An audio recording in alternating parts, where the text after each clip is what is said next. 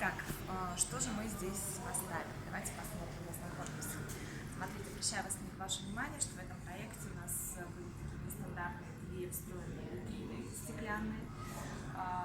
Очень много рабочих поверхностей, пультов, то есть по задаче, по желанию клиента нам нужно было сделать как можно больше рабочих площадей. Ну и давайте заглянем вовнутрь.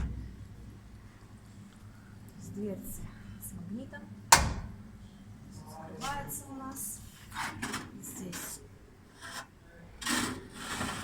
система ящики. Здесь дополнительное оборудование. Это печка, получается, от Финоса. Дальше зона, кассовая зона. Так как хотел заказчик, получается, дополнительно для хранения бумаг. Обращаю внимание, смотрите, какие углы. Достаточно очень удобно работать. Не пострадает. Здесь у нас сегодня хранится чаи. Витрина, еще одна витрина, где будут выставлены различные десерты. Следующее – это холодильное оборудование, холодильник. Здесь у нас с вами хранится удобно очень молоко, соки, все, что можно для приготовления кофе.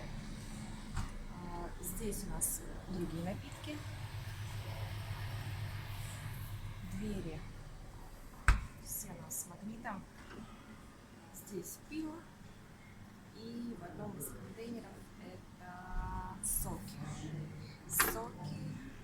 И у нас, я думаю, что в другом ящике. Холодильное оборудование, холодильники.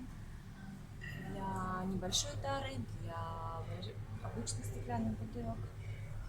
Края, еще раз обращаю внимание на определенные края, очень трудно при работе, чтобы стыки. Тоже стыки достаточно хорошие, что грязь не будет скапливаться очень в обращении.